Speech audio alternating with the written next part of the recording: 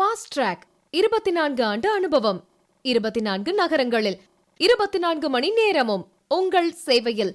உங்கள் ஆதரவிற்கு நன்றி.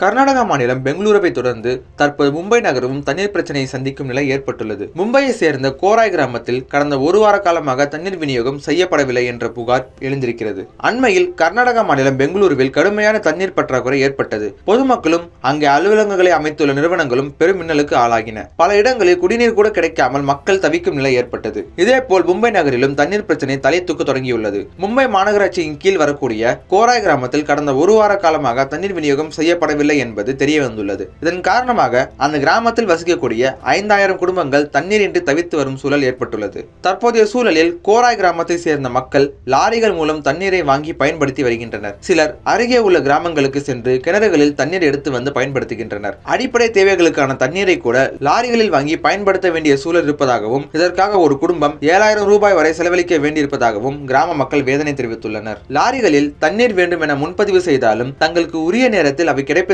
என்றும், தற்போது தண்ணீருக்கு டிமாண்ட் ஏற்பட்டுள்ளதாகவும் அவர்கள் கூறியுள்ளனர். மும்பையில் உள்ள கோராய் கிராமத்தை தவிர நாசிக் பகுதியிலும் கடந்த சில நாட்களாக தண்ணீர் பிரச்சனை தலைவிரித்தாட தொடங்கியுள்ளது. குறிப்பாக நாசிக் பகுதியில் புதிதாக கட்டப்பட்டுள்ள அடுக்குமாடி குடியிருப்புகளில் பெருமளவு தண்ணீர் தட்டுப்பாடு ஏற்பட்டுள்ளது. பலர் குடிநீர் கூட கிடைக்காமல் தவித்து வருகின்றனர். நாசிக் முனிசிபாலிட்டி வேறு இடங்களில் இருந்து குடிநீரை வாங்கி டேங்கர் லாரிகள் மூலம் மக்களுக்கு விநியோகம் செய்து வருகிறது. அடுத்த சில மாதங்களில் இந்த தண்ணீர் பிரச்சனையானது அதிகரிக்கும் என மக்கள் கவலை தெரிவிக்கின்றனர். நாசிக் பகுதிக்கு தேவையான தண்ணீர் கங்காபூர் அணையில் இருந்து திருப்பி விடப்படுவது வாடிக்கை. ஆனால் வேளாண்மை உள்ளிட்ட தேவைகளுக்கான தண்ணீர் திருப்பி விடப்பட்டது மற்றும் மக்கள் தொகை வளர்ச்சி ஆகியவை காரணமாக தண்ணீர் தட்டுப்பாடு அதிகரித்திருப்பதாக மக்கள் கூறுகின்றனர். புனேவிலும் இதே சூழல் இருப்பதாக செய்திகள் தெரிவிக்கின்றன. புனேவை சுற்றியுள்ள பகுதிகளில் கிணறுகள் வற்றி போய்விட்டதால் மக்கள் லாரிகளில் தண்ணீரை வாங்கி பயன்படுத்தி வருகின்றனர். இந்த சூழலில் ஏப்ரல் 24ஆம் தேதி வரை மும்பை நகரம் முழுவதும் குடிநீர் விநியோகம் 5% குறைக்கப்படுவதாக மும்பை மாநகராட்சி தெரிவித்துள்ளது. மக்கள் தண்ணீரை சிக்கனமாக பயன்படுத்த வேண்டும் எனவும் மும்பை மாநகராட்சி கேட்டுக்கொண்டுள்ளது.